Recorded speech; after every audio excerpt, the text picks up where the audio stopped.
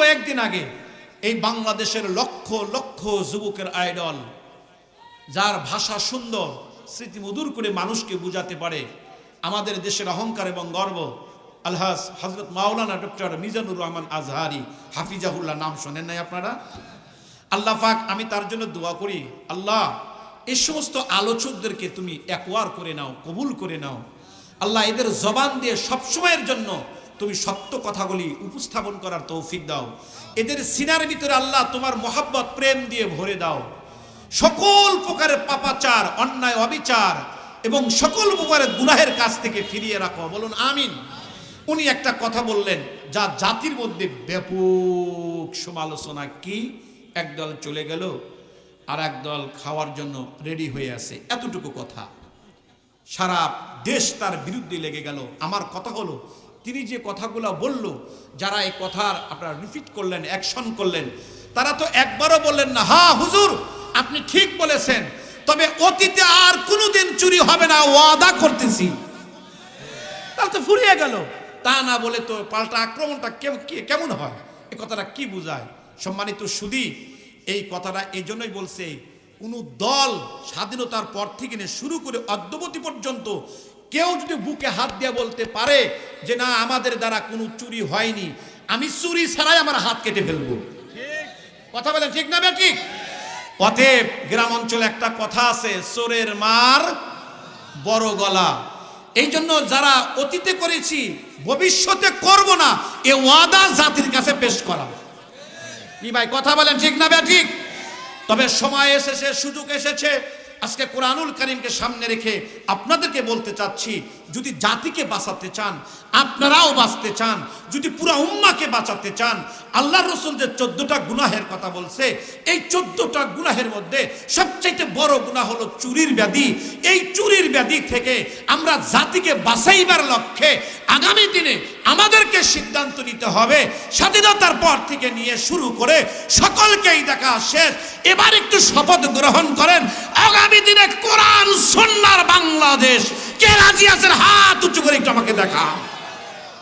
তো 14টা গুনাহ যখন চলবে, 14টি গুনাহ, রাসূল বলেন এ পরিমাণ বালা মুসিবত আসবে।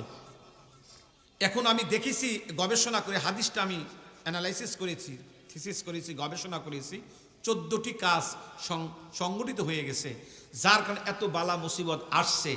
এখন যদি বাঁচতে চাই, এগুলো আমাদের এই ছিদ্রগুলো বুঝানোর দরকার আছে না নাই? জোরে বলেন। রাসূল 1 নম্বরই বলে, যখন শাসকরা প্রজাদের আদায়কৃত করকে ব্যক্তিগত সম্পদ মনে করবে। রাসূল বলেন মানুষ আমানতকে গনিমতের মালের মতো মনে করবে, হালাল মনে করবে। রাসূল বলেন যাকাত আদায় করা জরিমানা মনে করবেন। রাসূল বলেন ইলমে দ্বীন শিক্ষা করা হবে দুনিয়াবি উদ্দেশ্যে। রাসূল বলেন মানুষ স্বামী বিবির আনুগত্য করবে। রাসূল বলেন সন্তান মায়ের অবাধ্য হবে। রাসূল বলেন বন্ধুকে নিকটবর্তী বানাবে। রাসূল বলেন বাবাকে দূরে সরিয়ে দিবে। রাসূল বলেন মসজিদে চিৎকার চেঁচামেচি করবে। রাসূল বলেন ফাসেক ও পাপাচার ব্যক্তিরা জাতির নেতা হবে। কথা কয় না? রাসূল বলেন প্রতিটি গোত্র ও জাতির মধ্যে ইতর ও অসৎ লোকেরা শাসক হয়ে যাবে। রাসূল বলেন মানুষকে সম্মান করা হবে তার মন্দাচার থেকে বেঁচে থাকার জন্য। রাসূল বলেন না গায়িকা নর্তকী গান বাদ্যের ব্যাপক প্রসার ঘটবে। রাসূল বলেন মদ পান করা বেড়ে যাবে। রাসূল বলেন জাতির ভিতরে চুরির ব্যাধি বেড়ে যাবে। আমি জিজ্ঞাসা করতে চাই, আমাগো দেশে কিন্তু চুরি একদম নাই। জোরে হয় না রে? আছে না নাই? আমরা আর কিছু না পাইলেও তামাম পৃথিবীতে চ্যাম্পিয়ন হয়েছি 5 বার চুরিতে। কথা কয় না রে? এই 5 বারই কিন্তু ক্ষমতায় আমরা ছিলাম, হুজুররা ছিলাম, তাই না ভাই? কয় হ, এই তো দেশ না খায়াই দোষী হইলাম। স্বাধীনতার পর থেকে নিয়ে 54 বছর দেশ চলছে আল্লাহর ফজল ও করমে। 54 বছরে এই হুজুররাই তো দেশ চালাইছে, তাই না ভাই? 5 বার চ্যাম্পিয়ন হয়েছি। আমরা বিশ্বের দরবারে মাথা উঁচু করে দাঁড়িয়েছি 5বার চুরি করার কারণে চ্যাম্পিয়ন হয়েছি। বলুন, এই চুরি ব্যাধি এ দেশে আছে না নাই? জোরে বলেন তো বাবা। আপনারা আশ্চর্য হয়ে যাবেন, আমরা প্রত্যেকটা মানুষ বর্তমান 2,75,000 টাকা ঋণ, মাথা পিছু 2,75,000 টাকা ঋণ। এই টাকাগুলি কোনো না কোনো এক ভাই তো বিদেশে পাচার করেছে। কথা বলেন ভাই, কথা বলেন। তাহলে এটা চুরির ব্যাধি। বলেন এটা কিসের ব্যাধি? আর চুরি এত মারাত্মক একটা ব্যাধি, এত নিন্দনীয়, এত ঘৃণিত একটি কাজ। চুরির ক্ষেত্রে আল্লাহ সুবহানাহু ওয়া তাআলা পরিষ্কার করে আমাদেরকে জানিয়ে দিয়েছেন যে চুরি সংক্রান্ত ব্যাধিটা কি। আল্লাহ বলেন, ওয়াসসারিকু ওয়াসসারিকাতু ফাকতাউ আইদিয়াহুমা জাযাআম বিমা কাসাবা। আল্লাহ রাব্বুল আলামিন বলেন, যে পুরুষ চুরি করে এবং যে নারী চুরি করে তাদের হাত কেটে দাও। তাহলে খুব ভালো কাজ। ওই যে কয়, চুরি করা ভালো কাজ। জোরে বলেন, চুরি করা ভালো কাজ। চুরি করা যদি ভালো কাজ হতো, আল্লাহ কি বলছেন? এটা কোরআনের বিধান, আইন। এই কোরআনের বিধান, আইন কেন বাস্তবায়ন এক শ্রেণীর মানুষ হতে দেয় না? আমি অ্যানালাইসিস করেছি, তার মূল কারণ হলো, কথা কয় না, যদি কোরআনের আইনটা সংবিধানে থাকতো, কত নেতার যে হাত কাটা যাইতো আল্লাহ না ভালো জানে। তবে শুধু মেম্বাররা বেঁচে যাইতো, তাদের হাত কাটা হইতো না।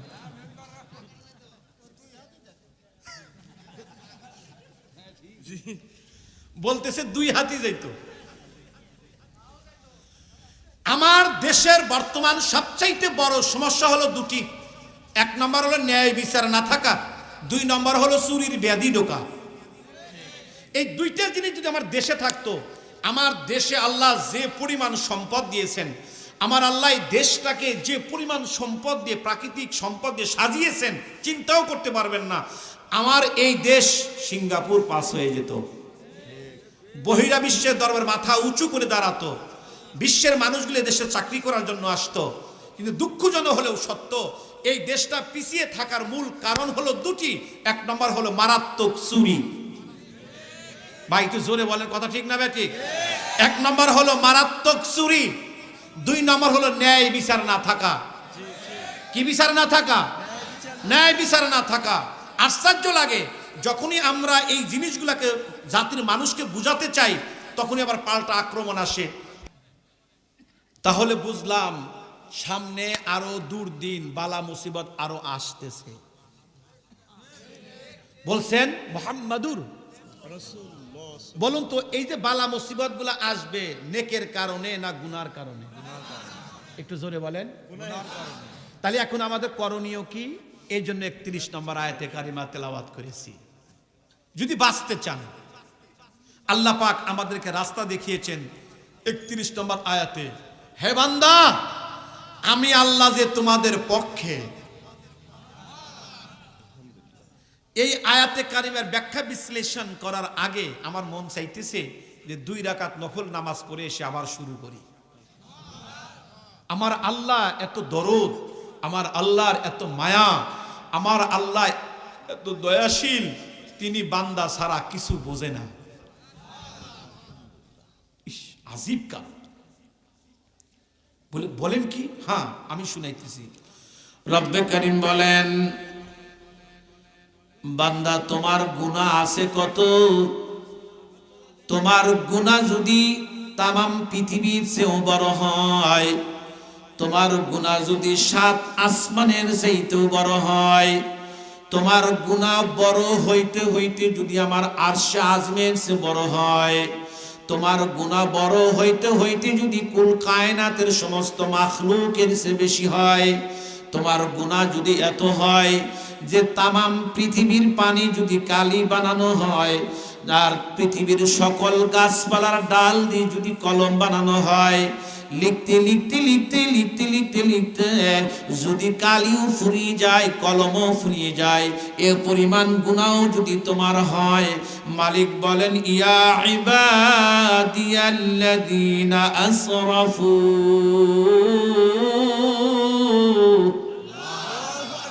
قل يا عبادي الذين أسرفوا على أنفسهم لا تقنطوا من رحمة الله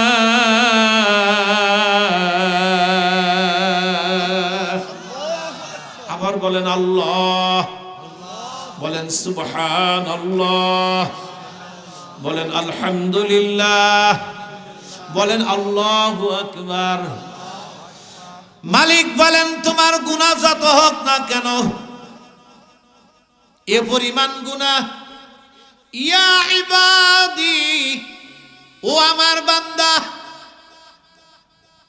কত গুনাহ, আসরাফু আলা আনফুসিহিম, তোমার গুনাহ যত হোক না কেন, লা তাকনাতু মির রাহমাতিল্লাহ, আমার দরবার থেকে নিরাশ হও না। তোমার গুনাহ যতই থাক না কেন, একবার তুমি অন্তর থেকে যদি তওবা করতে পারো, আমি আল্লাহ তোমার জীবনের সব গুনাহ মাফ করে দিব।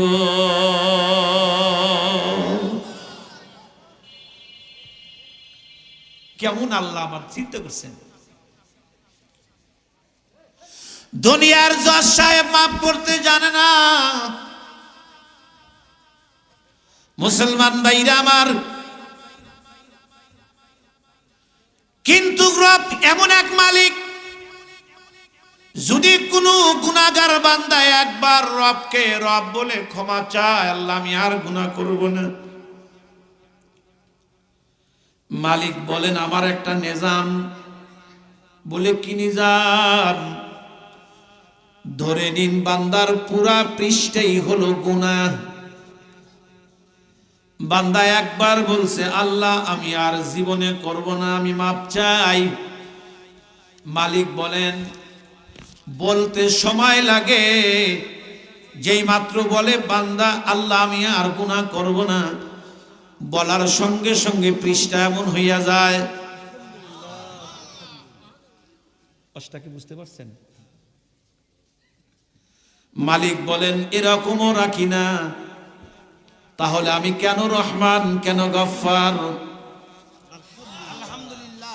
মালিক বলেন ইল্লা মান তাবা ওয়া আমানা ওয়া আমিলা আমালান সালিহান ফাউলাইকা ইউবাদদিলুল্লাহু সাইয়্যাতিহিম হাসানাত ওয়া কানাল্লাহু গফুরার রহিমা।